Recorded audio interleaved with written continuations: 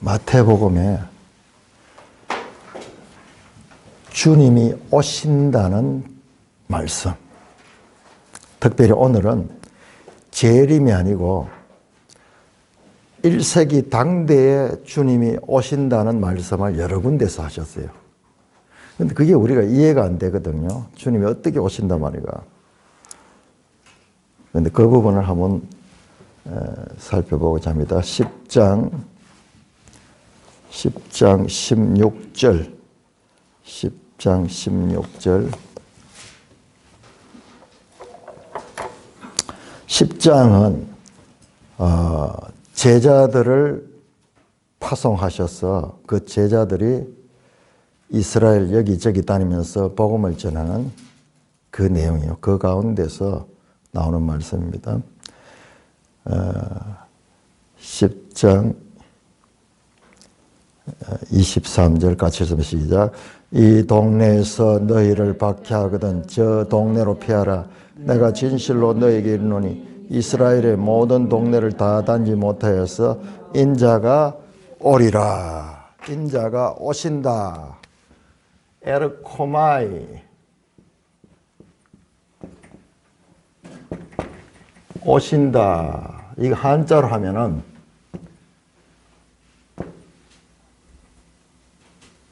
무슨 강림이라고 그래요. 강림, 내려온다, 뭐 이런 뜻인데, 한자로 하면 강림한다, 뭐 이런 의미를 가지고, 인자가 오신다.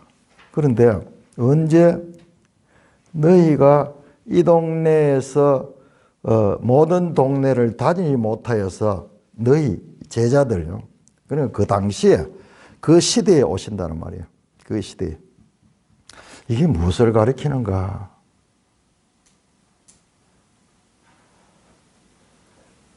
이게 마태복음을 연구하는 사람들에 있어 가지고 의견들이 여러 개가 나와요. 여러 개 나옵니다. 또 두 번째 16장 마태복음 16장 28절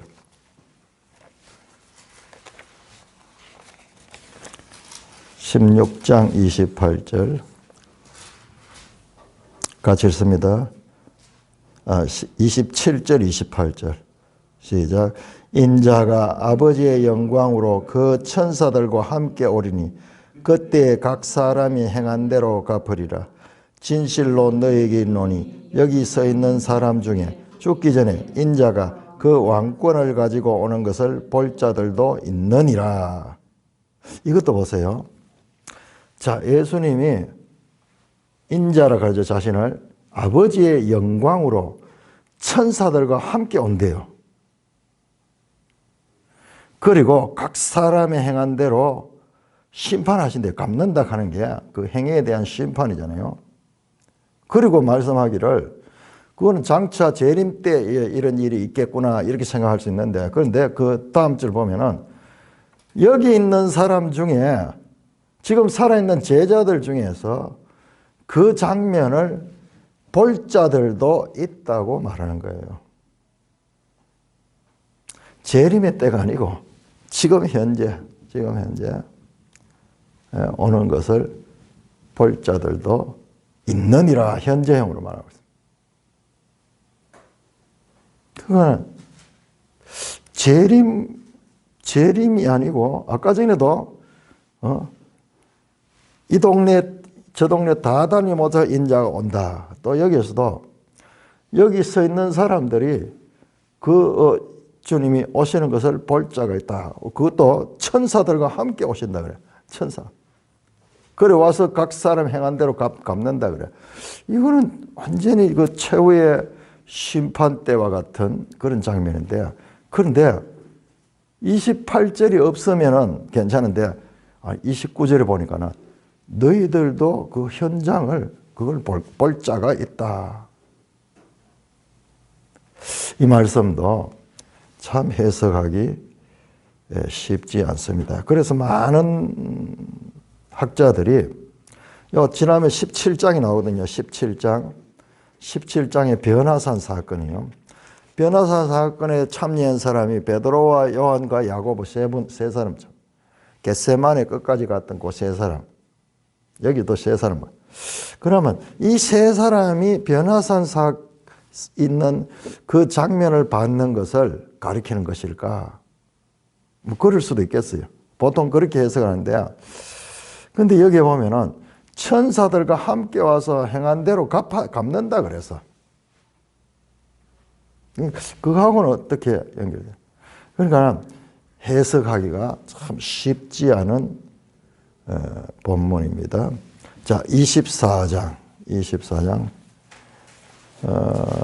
제일 악명 높은 내용이 마태복음 24장 29절에 31절이에요. 29절 30절. 참 이건 저도 정말 실험을 했는데 29절에서 31절까지 교독합니다. 그날 환난 후 즉시 해가 어두워지며 달이 빛을 내지 아니하며 별들이 하늘에서 떨어지며 하늘의 권능들이 흔들리리라. 그때 인자의 징조가 하늘에서 보이겠고 그때 땅의 모든 족속들이 통곡하며 그들이 인자가 구름을 타고 능력과 그 영광을 오는 것을 보리라. 그가 큰 나팔 소리와 함께 천사들을 보내리. 그들이 그의 택하신 자들을 하늘 이 끝에서 저 끝까지 사방에서 모으리라. 이거 완전히 재림 때 모든 심판한 것 같은데, 그런데 그게 아니에요. 뒤에 보시면은 34절에 보면 내가 진실로 너희가 말하는 이 세대가 지나기 전에 이 일이 다 일어나라. 와, 이 세대가 지나가기 전에 지금 이 말씀을 듣는 이 사람들이 살아있는 이때 이 일이 일어난다는 거예요. 그러니까 이걸 재림으로 이야기를 하면은 예수님 말씀이 틀린 거예요. 그런데 재림에 관한 이야기는 뒤에 나옵니다. 바로 24장 36절부터 이거는 전부 재림에 관한 이야기. 여기는 재림에 관한 이야기. 그날과 그때는 아무도 모르고 하늘의 천사도 모르고 오직 아버지만 아니라 노아의 때와 인자의 임함도 그러하다. 인자의 임함은 날짜와 때와 시기를 알 수가 없다. 그 이야기가 그 이후에 계속 나오는, 이거는 재림의 때를 가리키는 게고, 근데 이 앞에는 재림이 아니고 24장 질문이 보면은 24장 1절을 보면은 이 제자들이 성전 건물을 가리켜 보이려고 대답하대요. 너희가 이 모든 것을 보자. 내가 진실로 너희에게는 이 돌 하나도 돌이 남지 다 무너뜨려지리라. 성전 건물에 대해서 성전이 무너질 것에 대한 말씀하는 거야.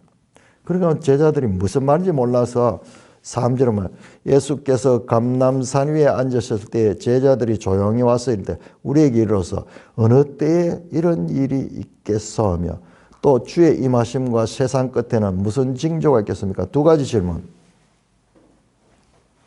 조금 전에 성전이 돌 하나도 돌 위에 남지 않고 다 무너진다 그랬는데 언제 그런 일이 일어나겠습니까? 첫째 질문입니다. 첫째 질문. 두 번째 질문은 또 주의 임하심과 세상 끝에는 무슨 일이요? 이거는 주님이 세상 끝에 임하시는 걸, 이건 재림을 가리킨 거예요. 그 질문이 두 개고 예수님 답변도 두 개로 되어 있어. 하나는 성전 파괴를 가리키고 다른 하나는 이제 재림을 가리키는 거예요. 그래서 35절까지가 24장 35절까지가 성전 파괴를 가리키고, 그러니까는 이야기가 되는 거야. 이 세대가 지나기 전에 이 모든 것이 이루어지리라. 이 모든 것이 성전 파괴. 성전 파괴는 예수님이 돌아가시고 난 다음에 한 40년 후에 AD 70년에 일어났거든요. 그러니까는 그때 예수님과 대화했던 사람들 가운데 그때까지 살아있는 사람도 있을 거예요.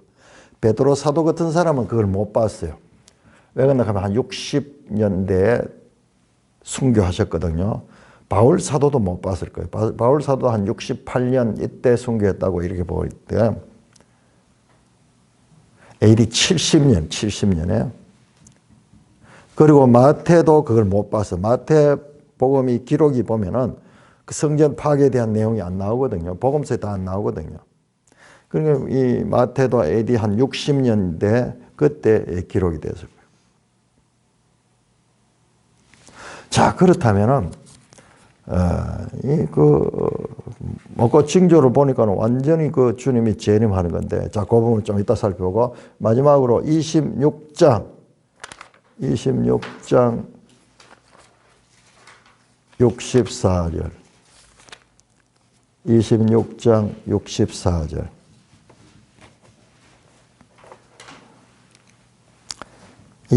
64절. 같이 한 소리 읽기 시작. 예수께서 이르시되 네가 말하였느니 그러나 내가 너에게 이르노니 이후에 인자가 권능의 우편에 앉아 있는 것과 하늘 구름을 타고 오는 것을 너희가 보리라 하시니. 지금 예수님을 신문하는 사람들한테 너희가 인자가 권능의 우편에 앉아 있는 것과 하늘 구름을 타고 오는 것을 너희가 보리라. 누가? 너희가 본다. 너희가 본다는 거예요. 그러니까 이런 일은 없잖아요. 이런 일은 없잖아요. 그런데 왜 마태복음에는 최후의 주님의 재림이 아니라 그 이전에 주님이 오신다는 이야기가 이렇게 많이 나올 것이며, 그리고 그 말씀에 대한 바른 해석은 어떻게 되는가? 우리가 난해 구절이었습니다. 오늘 그 부분을 보겠습니다.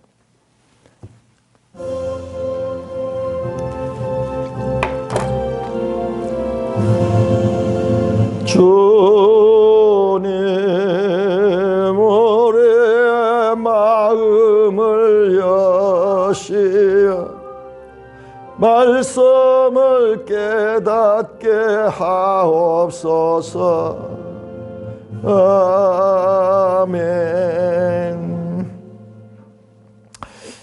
이런 도저히 이해 안 되는 재림 때가 아니고 당대에 살아있는 예수님과 대화 나누고 있는 제자들이나 예수님을 신문하고 있는 유대 종교 지도자들이나 무리들이 살아있을 적에 인자의 오심을 본다는 말씀이 지금 제가 5군데 찾았습니다. 하나, 둘, 셋, 네 군데를 찾았어요. 네 군데.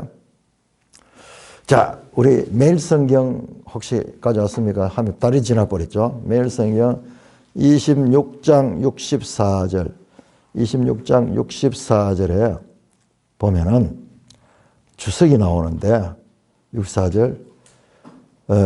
내가 너에게 이르노니 이후에 인자가 권능의 우편에 앉아 있는 것과 하늘 구름을 타고 오는 것은 너희가 보리라. 이게 무슨 말인가? 거기에 대한 주석이 나옵니다. 64절에 대한 예수님은 시편 110편과 자 시편 110편은 뭐냐? 인자가 권능의 우편에 앉아 있는 거야. 시편 110편 시편 110편은요 어마어마한 거예요. 왜냐 그러면은 이 장면은 신약 성경에 가장 많이 인용된 거예요. 주께서 내 주께 말씀하실 때 원문에는요 여호와께서 내 주께 말씀하여 너는 내 우편에 앉아라. 그 말씀이에요. 시편 110편. 이거는 여러 군데서 이 본문이 인용이 됩니다. 히브리서에도 나오고 복음서에도 나오고 제가 바울 서신에도 나오고 엄청나게 많이 나와요. 사도행전에도 나오고 그 시편 110편 1절과 그 다음에 하늘 구름을 타고 오는 것을 보리라. 이거는요 다니엘 7장에 보면 그 인자 같은 이가 구름을 타고 오는 장면이 나와요. 애적부터 항상 계신 분께 인자 같은 이가 나아가서 나라의 권세와 영광을 받는 그런 장면이 나옵니다.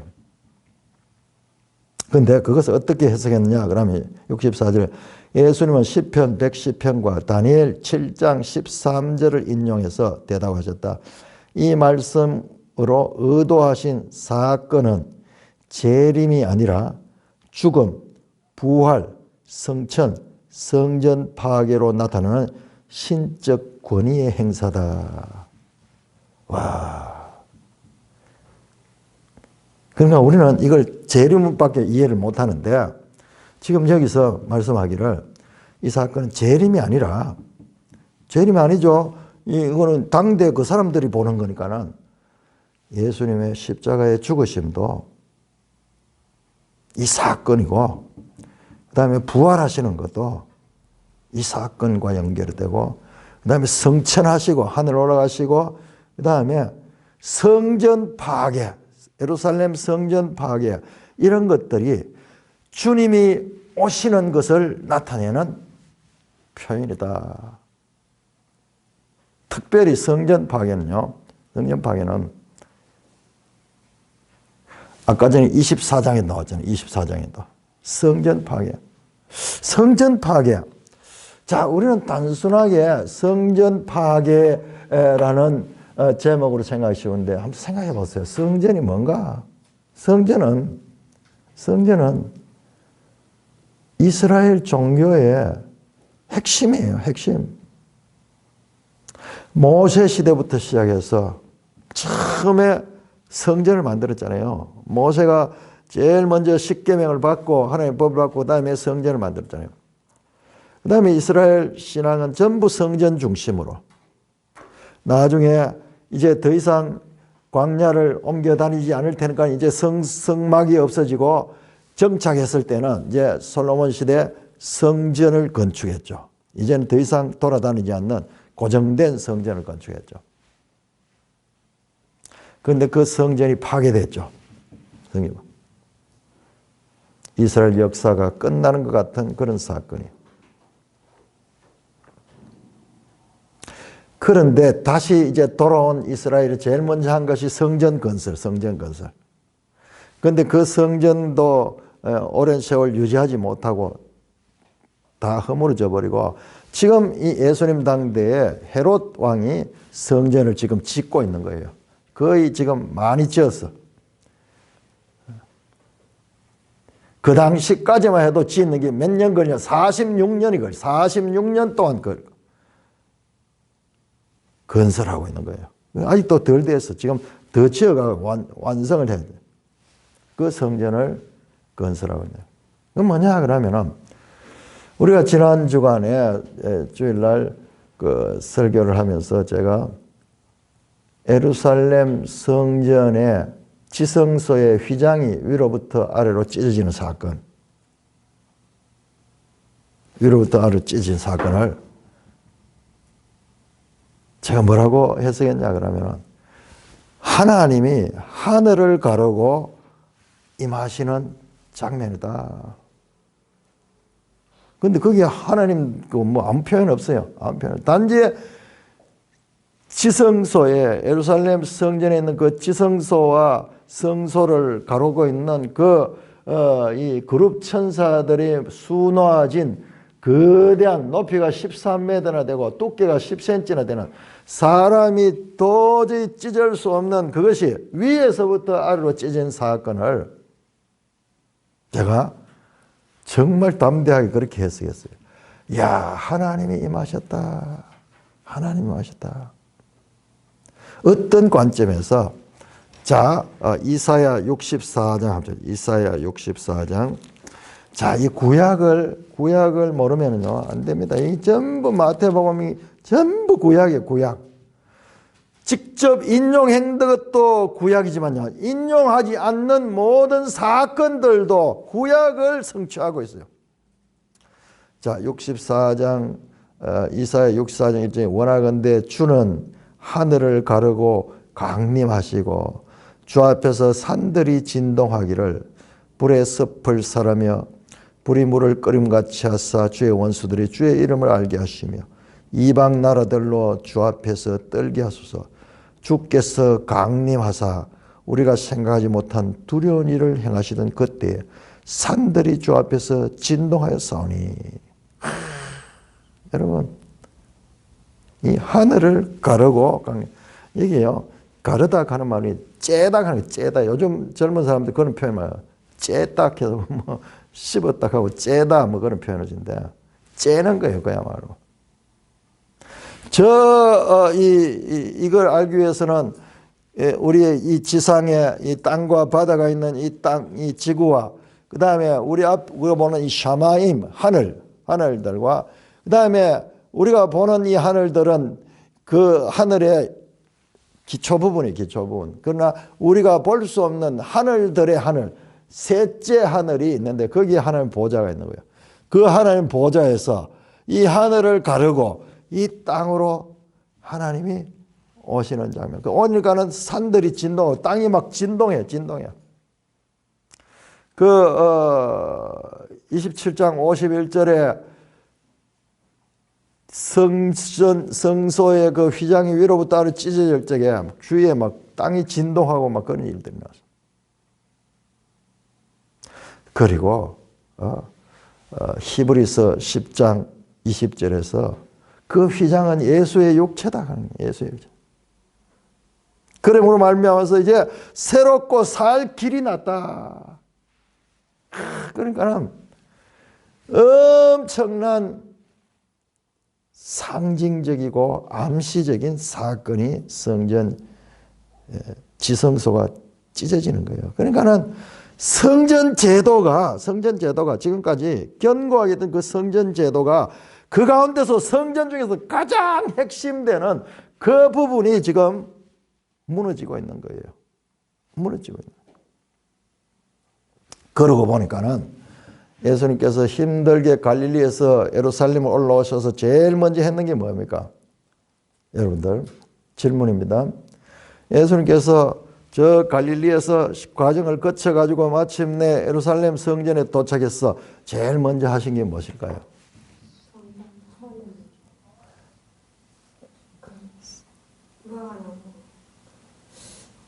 무화과나무 전에 성전에 들어가서 성전에 장사꾼들을 쫓아내고 소들과 양들을 쫓아내고 소위 성전을 청소했다, 정화했다 하죠. 어찌하여 이 하나님의 내 아버지의 집을 강도의 소굴로 만들었냐 그러면서 성전을 정화했는 거예요. 여기에도 엄청난 암시가 있는 거예요. 예수님은 계속 성전을 그리고 이 무화과나무도 저주하고 그다음에 이 성전 파괴에 대한 것을 말씀하셨는 거예요. 아까 봤듯이 24장에 이 성전이 돌 하나도 돌에 남지 않고 무너질 것이다. 이 성전 파괴는 건물 성전 파괴는 단순한 건물 성전의 파괴가 아니라 이스라엘 종교의 한계를 무너뜨리는 사건이에요. 그 요한복음에서는 이 성전을 하려고 그러면 사흘 만에 내가 세우겠다. 예수님 자신이 부활할 것을 가리키는 말씀이라고 그렇게 말씀합니다.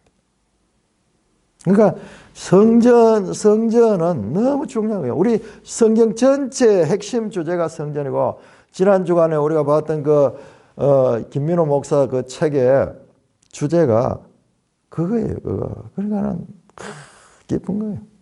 저 에덴에서부터 시작해서 예루살렘까지 관통하는 성전. 그걸 우리가 반해야 돼. 핵심. 자, 그 가운데서 예수님께서 다시 우리가 24장으로 돌아서 24장으로 마태복음 24장 악명 높은 부분입니다. 자, 24장 1절 다시 한번 봅시다. 1절. 지금 그러니까 우리가 이 성경적인 센서를 가져야 돼요. 그거는 성령님께서 우리에게 가져주세요. 성경을 읽다 보면은 자꾸 성령님께서 우리한테 성경을 깨는데 무엇이 중요한가 이런 거를 읽는 가운데 자꾸 느끼게 해줘요.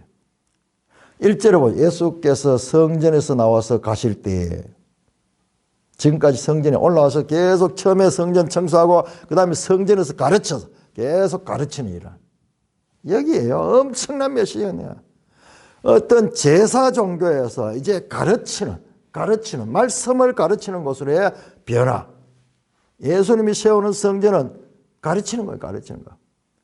그 다음에 드디어 이제 성전에서 나와서 가실 때 제자들이 성전 건물을 가리켜 보이려고 나오니. 이런 단어는 처음 나와요. 성전을 가리키가 아니라 성전 건물을 가리켜 보이려고 나오니. 성전 건물이 아니라 여기에 방점이 있는 건물. 돌로 지은 이 건물. 이 건물은 이제 곧 무너진다. 단순한 건물이 무너지는 것이 아니고 그 건물이 무너지면 새로운 성전이 세워진다. 새로운 성전이 세워진다. 이 시대에 지금까지 오는 1500년 이어오던 전통적인 그런 성전 종교가 아니라 이제 새로운 성전이 세워진대. 그 새로운 성전이 새 언약이 새 언약.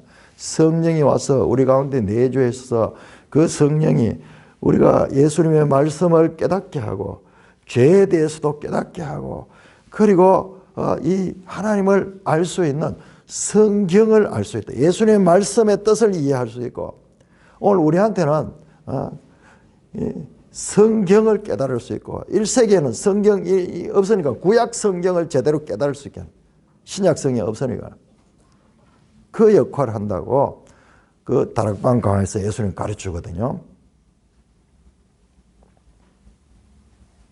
그러니까 이 성전 건물은 단순히 건물 무너지는 그 하나의 사건보다는 더 중요한 건 이제 새로운 시대가 왔다는 새 성전이 세워지는 그 새 성전은 돌로 지은 건물이 아닌 거야. 그러니까 사람들이 이해할 수 없는 거죠. 정말 어렵죠.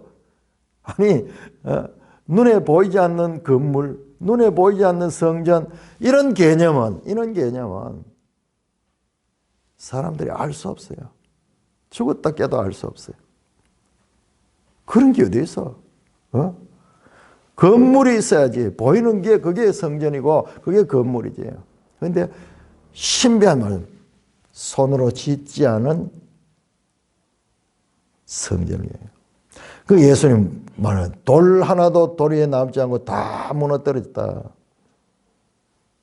그러니까는 제자들이 질문합니다. 어느 때에 이런 일이 있겠으며. 자, 이런 일은 바로 앞에 나왔던 돌 하나도 돌 위에 남지 않고 다 무너지는 성전 예루살렘 건물 성전이 무너진 것을 가리키는 거예요. 그 다음에 두 번째 질문은 그 다음에는 주의 임하심과 세상 끝에는 무슨 징조였습니까? 이것은 주님의 재림, 세상 끝날에 있을 주님의 재림에 대한 말씀이에요. 그래서 답변을 보면 두 가지로 나눠졌다고 말씀합니다. 자, 35절까지는 첫 번째 질문, 성전 파괴에 대한 질문에 대한 답변이고, 자, 그래서 34절에 보면요. 내가 진실로 너에게는 이 세대가 지나기 전에 이 일이 다 일어나는 무슨 일? 3절에서 말했던 돌 하나도 2절에서 나왔던 돌 하나도 돌 위에 남지 않고 다 무너지는 성전 파괴가 언제 이 세대가 지나기 전에 이 일이 다 일어나겠다. 그런데 바로 그 앞에 보시면은 이와 같이 이 모든 일을 보거든 인자가 가까이 곧 문 앞에 이른 줄 알아. 야, 성전 파괴가 일어나는데 그때 인자가 임하셨다 하는 거예요. 인자가 임하셨다. 여기서 인자가 임하시면 성전을 파괴하러 임하시는 성전을 파괴. 물론 성전 파괴는 로마 군대에 의해서 파괴됐지만은 그것은 로마 군대를 사용하셔서 예수님이 임하셔서 하신 일이라는 거예요. 우리 개념은 지금 이제 새롭게 돼. 주님이 임하신다는 것은 재림만 생각하는 데서 벗어나야 돼요. 제가 그 말씀 드렸잖아요. 지난 주간에 설교할 적에 지성소 휘장이 위로부터 아래까지 찢어지는 이 사건은 하나님이 강림하신 사건이다. 하나님이 강림하신 사건입니다. 하나님이 임하셔서 구속사적으로 아주 중요한 일을 지금 행하시는 거예요. 그건 사람이 할 수 없는 거예요. 하나님이 하늘을 가르고 오셔서 하시는 일이에요. 마찬가지로 예루살렘 성전 파괴도 예수님이 오셔서 하신 거다. 이 세대가 지나기 전에 이 일이 다 일어날 것이다. 이 일은 이 세대가 지나가기 전에 일어날 것이다. 자, 그러면서 자 36절에 보세요. 36절부터 그 뒤에 25장 13절까지는요. 이거는 재림이에요. 그러니까 재림에 대해서는 그날과 그때는 아무도 모른다. 천사도 모르고 아들도 모르고 아버지만 안다. 아무도 모른다. 그 이야기가 계속 반복됩니다. 48절.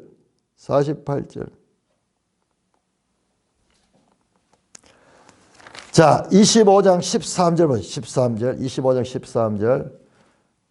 그런즉 깨어있으라. 너희는 그날과 그 때를 알지 못하느라. 자, 이거는 재림이에요. 재림. 그러니까 36절 이후는 재림의 때에 관한 것을 가리킨다는 것은 명확해요. 여기는 뭐 이상할 것 없어요. 자, 그런데 문제는 뭐냐 그러면은 29절에서 31절입니다. 29절에서 31절. 그날 환난 후 즉시 해가 어두워지며 달이 빛을 내지 않고 별들이 하늘에 떨어지며 하늘의 권능들이 흔들리라. 이거는 완전히 주님 재림할 때 이 세상이 망하는 장면이잖아요. 이 세상이 완전히 망하는 장면이잖아요.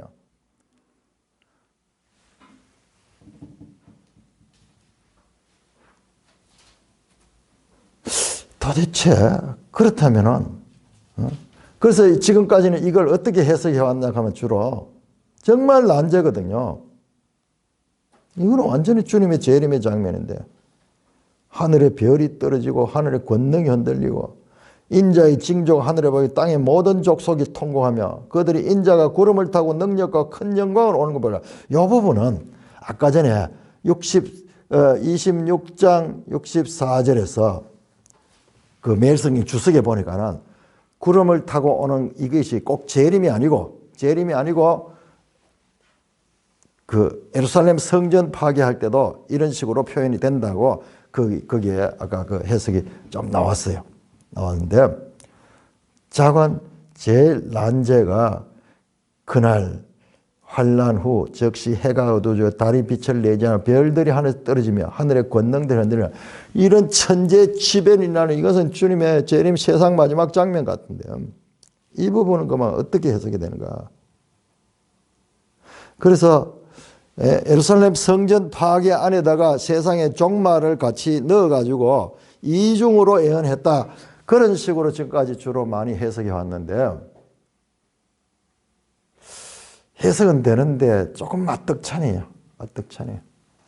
뒤에 또 이 세대 안에 또 이런 일이 일어난다 이러니까는 그리고 뒤에 바로 재림의 이야기는 거기에 또 따로 나오는데 이거는 성전 파괴에 관한 이야기가 되는데 완전 재림 같은 이야기가 나오는데 자, 이 부분을 한번 해석을 해 보겠습니다. 자, 이사야 13장 합니다. 이사야 13장. 그러니까는 성경은 성경으로 해석해야 되는데 우리 느낌 가지고 하면 안 돼. 이사야 13장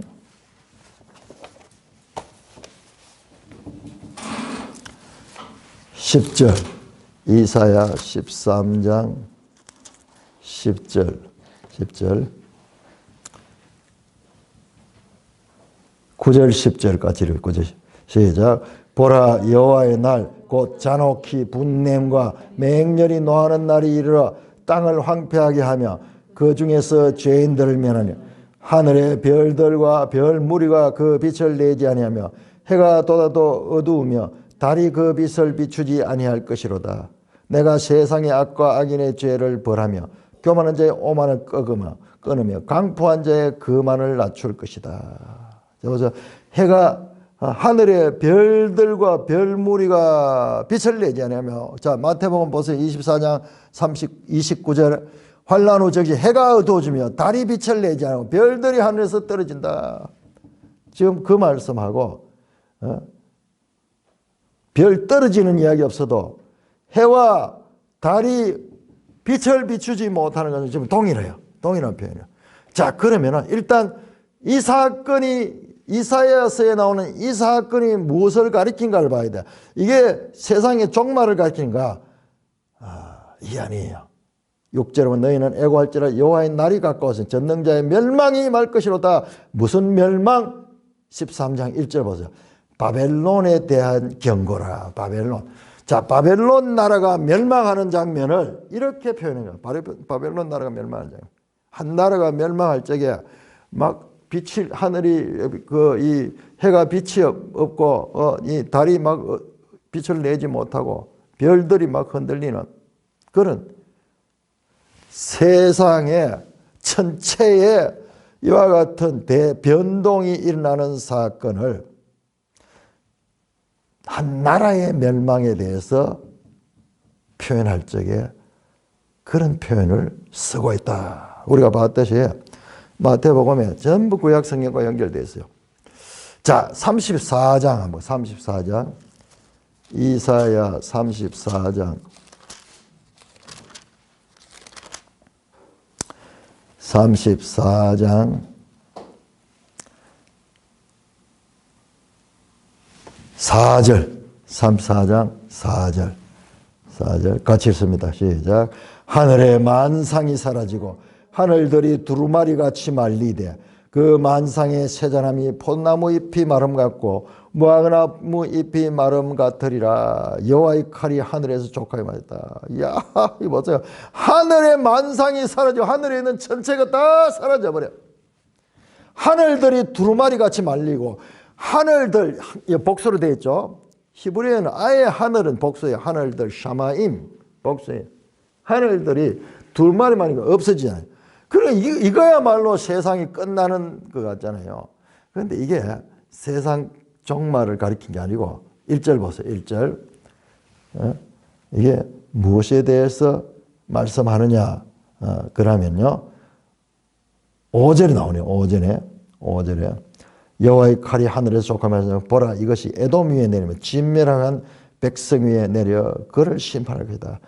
에돔이라는 하나님을 대적하는 한 나라가 그 나라가 망하는 것을 이와 같은 묵시적 표현을 해요. 이것을 묵시적 표현을 이렇게 쓰는 거예요. 그러니까 마태복음도 따로 이것만 보고 우리가 읽으면 이 정말 막 그런 거죠. 구약 성경을 읽어보면 한 나라의 멸망도 이런 표현을 한다. 이런 표현을 하고 있다라는 것을 알 수 있습니다. 8절에 이것은 여호와께서 보복하시는 날이요 시온의 송사를 신원하시는 해라. 신원하다 하는 것은 한을 풀어주는 거예요. 부당하게 고통당했던 사람들의 원한을 풀어주는, 복수해주는. 하나님이 복수하는. 그 결과 에돔의 시내들이 변하여 역청이 되고 그 티끌은 유황이 되며 그 땅은 불붙는 역청이 되며 이와 같이 하나님의 백성들을 괴롭히고 하나님의 백성들을 해를 끼쳤던 에돔의 심판에 대한 표현이 이와 같은 천체의 대변동에 그런 표현을 쓰고 있는 것입니다. 자, 그렇다면은 우리 마태복음에 이 표현도 구약과 연결해 보면 이게 예루살렘의 멸망, 그 예루살렘의 가장 중요한 예루살렘 성전이 파괴되는 그 사건과도 연결해서 볼 수 있는 그와 같은 구약적인 사례가 있는 것을 우리가 알게 됩니다. 별들이 하늘에 떨어지면 하늘의 권능들이 여기 이사야 34장에 보니까 아예 하늘 자체가 말려 없어져 버릴 정도로 이런. 그러니까 그 나라 국가의 입장에서는 이 나라가 망할 적이에요. 천지가 개벽하는 것 같은 그런 느낌이 안 오겠어요. 그들에게 있어가지고는. 세상은 다른 사람들은 다 괜찮아. 내한테 있어가지고는 이게 하늘이 무너지는 것 같은 우리도 어떤 어려움을 만나면 하늘이 무너진다 뭐 그런 느낌을 이야기하는데 하늘은 그대로 있지만 그 개인한테 있어가지고 하늘이 무너지는 것 같은 그런 감정을 가지게 하는 거죠. 그렇게 이런 표현들이 큰 나라들이 멸망될 적에 나타난 표현이다.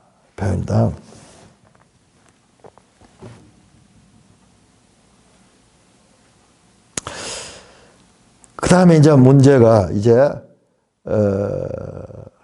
30절은 인자의 징조 하늘과 그 땅의 모든 족속이 통과하며 그 인자가 구름을 타고 능력과 큰 영광으로 오는 것을 보라.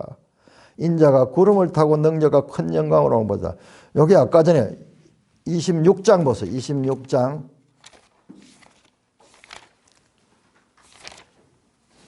64절.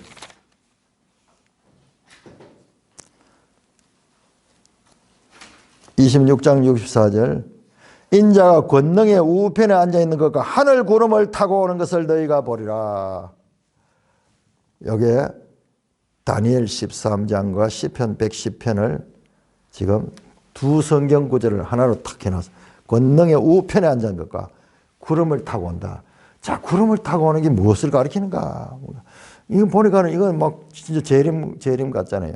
자, 그런데 우리가 이 매일 성경이 우리가 지금 마태복음을 하기 전에 다니엘서를 공부하겠는 게 다니엘서를. 그러니까 이 다니엘서가 제대로 안 되면 마태복음 이해가 안 되는 거예요. 다니엘서가요, 마태복음에 쫙 깔려있어요. 쫙 깔려. 특별히 이와 같은 하늘에 구름을 타고 온다 하는 이런 표현은 이건 다니엘서예요. 다니엘서. 자, 다니엘 7장.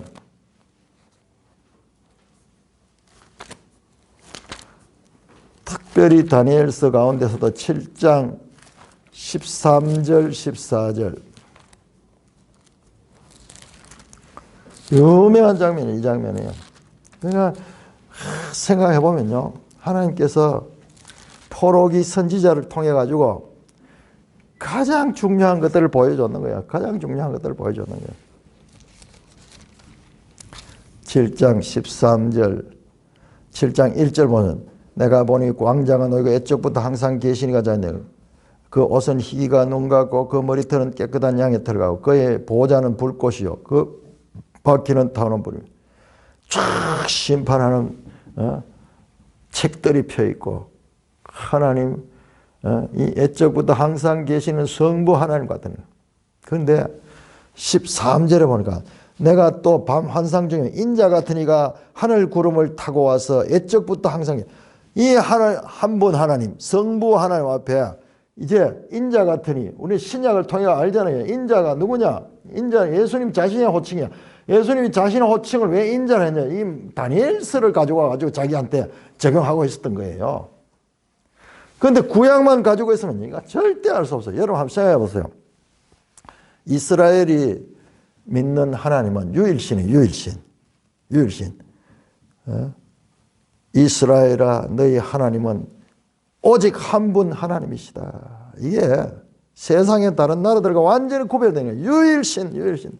그런데 이 다니엘 7장에 보니까 그 유일신이 있으면서 또 그 하늘에 보니까 하늘에 또 한 분의 더 하나님이 나와. 인자 같은 이가 나오는데 그가 구름을 타고 와서 옛적부터 항상 계신 앞에 나와 인도돼. 야, 두 분이야, 두 분. 여기 있고 여기 있는 거예요.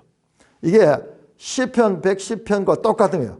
여호와께서 내 주께 말씀하시되 너는 내 보좌 우편에 앉아라. 이거 똑같잖아요. 두 분이 있다, 두 분. 아니, 유일신 종교에서 왜 이 두 분의 신이 나오냐, 두 분의 신이 나오냐. 이게 이해가 안 되는 거예요. 그래서 마태복음에서 예수님께서 시편 110편을 가지고 이 율법학자들 앞에 이야기를 하는 거예요. 그 다윗이 주께서 내 주께 말씀하시는 너는 내 보좌 우편에 앉으라 했다 그랬는데 그러면 이 주가 다윗의 후손을 그러는데 그럼 다윗은 어찌하여 자기 후손을 갖다가 주님이라고 말하느냐? 그렇게 예수님 반문하니까는 그 유대인들이, 학자들이 할 말을 입이 봉해지는 거예요. 성경 박사들이 읽기는 읽어왔는데 그게 정말 무슨 뜻인지 깊이 생각한 적이 없네요. 그냥 알고 있었는데 질문한 거야. 아니, 다윗이 인자 그 메시아가 다윗의 후손에서 온다 그랬는데, 근데 다윗이 어찌해서 그 두 분의 주님을 이야기하고 자기 후손을 갖다가 주라고 이야기하느냐.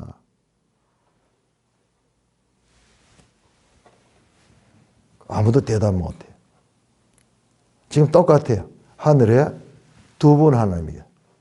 자, 한 분은 인자 같은 인데 13절에 보면 구름을 타고 와서 옛적부터 항상 계시는 게 나와 그 앞에 인도되니 그에게 보세요. 14절에 권세와 영광과 나라를 주고, 자, 요 단어 보세요. 영광과 나라. 아, 이거 보세요. 자, 우리 마태복음 24장 30절 말씀. 30절 말씀. 3절 후반절에 보시면 그들이 인자가 구름을 타고, 똑같죠? 구름을 타고, 인자 같으니까 하늘 구름을 타고 와서 그 다음에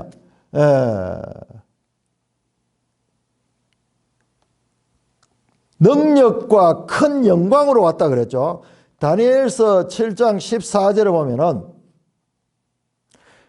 그에게 권세와 영광과 나라를 주고 간데, 요 권세라는 단어가 요 능력이라는 단어 두나미스 또는 엑소시아하고 같은 단어예요. 같은 단어. 능력이라고 번역되고 권세라도 번역되고 권이라고도 번역되고 제가 딸도록 지금 계속 썼죠. 이 단어가 너무너무 중요한 단어이기 때문에 내가 그래 하는 거예요. 예. 같은 이야기, 같은. 그런 구름 타고 오는 거나 능력과 권세와 영광으로 오는 거나 요 다니엘서와 지금 마태복음 같은 단어를 써, 같은 단어. 뿐만 아니라 마태복음에는 그 아들 인자 같은 이가 성부에게로부터 나라를 유업으로 받는데 이 권세는 14절에 보니까는 권세와 영광과 나를 준 모든 백성과 나를 다른 얼마 모든 자들이 그를 섬기는 그의 권세는 소멸되지 않은 영원한 권세, 그의 나라는 멸망이다. 이 권세가 이게 하나님의 권세, 하나님의 권세. 그러니까 지금 이 장면하고가 겹쳐지는데, 근데 이 장면은 지금 하늘에서 일어나니까, 하늘에서.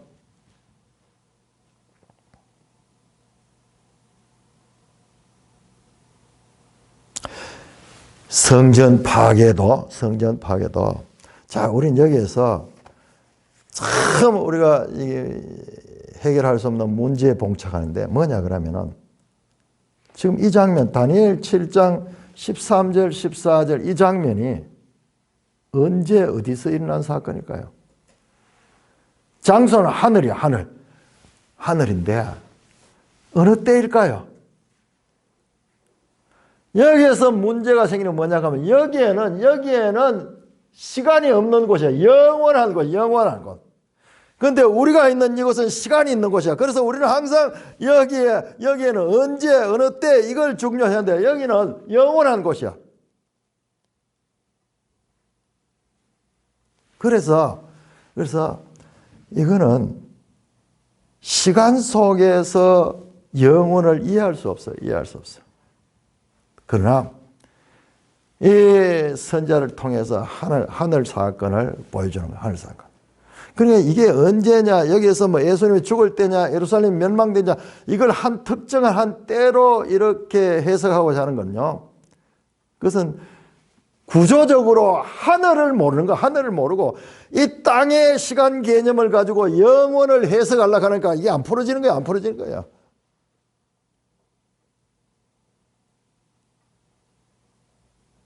그래서 예루살렘 성전 파괴 사건도 이처럼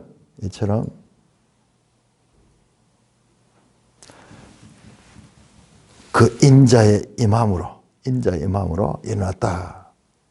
그렇게 표현할 적에 이제 이런 연관성을 가질 수 있는 것입니다. 재림에 관한 것은 그대로 따로 완전히 구별하고 있어요. 그런데 그 나라가 어떻게 되느냐? 7장 27절에 보면은 이 인자가 가진 권세의 나라가 성도들에게 이관이 됩니다. 27절에 보면 나라와 권세와 온 천하 나라들의 위세가 지극히 높으신 이의 거룩한 백성에게 붙이면 그의 나라는 영원 나라며 모든 권세인들 다 그를 섬기며 복종하리라. 자, 요한계시록 20장 한번 보세요. 요한계시록 20장. 근데 이런 부분은 명확하게 이렇게 설명할 수가 없어요. 왜냐 그러면 하늘에 속한 개념은 우리한테 그렇게 명확하게 이해될 수가 없어요. 영원에 관한 것과 시간 속에 있는 존재가 영원에 관한 것을 명확하게 이해하겠다는 자체가 잘못된 거예요. 그러나 흐릿하게 하나님께서 계시를 해주시는데 20장 4절에 보면 내가 보좌들을 보니 다니엘서 나오는 그 보좌예요. 하늘 보좌인데 거기 앉은 자들이 심판하는 권세를 받아. 내가 보니 예수의 정언함과 하나님 말씀 때문에 목뱀을 당한 자들의 영혼과 또 짐승과 그의 우상에 경배하며 그들의 이마와 손에 표를 받지 아니한 자들이 살아서 그리스도와 더불어 1000년 동안 왕노하네요. 여기는 그리스도가 막 그대로 등장하네요. 왕노를 한 장면. 그런데 그 보좌들이야. 보좌들 복수로 돼 있어. 자, 여기에 지금까지 그 보좌에는 인자 같은 이가 앉아있는 그 보좌인데 보좌들이 나오고 그 다음에 그 성도들이 끝까지 예수님의 말씀을 가지고 싸우고 그 말씀을 증거했던 그 사람들이 그리스도와 더불어서 권세 있는 왕으로서의 권세를 가지고 있는 그런 장면이 흐릿하게 나와요. 그러니 다니엘서도 흐릿하게 예수님의 권세가 나왔고 성도들의 권세가 이관되게 나오는데 계시록에도 보니까는 마지막에 이 성도들이 그 권세를 잡는 그런 장면들이 슬쩍 나오고 있어요. 그래서 오늘 말씀의 이 결론은 정말 난해 구절인 24장 29절에서 31절에 이 사건이 인자의 임함을 나타내는데 여기에서 이 임함은 예루살렘 성전 파괴, 그 성전 파괴 때 그 주님이 임하셨던 것이다. 그걸 나타내는 거다. 이걸 문자적으로 맞춰가 하려고 하면은 도저히 풀어지지 않는데, 자, 큰 권에서 이 모든 것들은, 이 모든 일들은 이 세대가 지나가기 전에 이 일이 일어날 것이다. 질문, 성전 파괴. 자, 그러므로 이 성전 파괴라는 이 사건은 단순한 건물이 깨지는 것으로 끝나는 것이 아니라 하나님의 구속사의 새로운 패러다임, 새 성전이 건설되는데 그 새 성전은 성령이 오셔서 우리들 마음 가운데 세우는 이 새 성전, 심령 성전을 가리킨 거다. 이거는 너무 중요한 거예요. 자, 하나님이 하늘을 째고 내려오셨죠. 자, 그러니까 그 성령께서 우리의 마음을 째고 우리 가운데 들어오셔. 이것도 연결이 됐어. 이것도 뭔가 연결이 돼. 마음의 할례.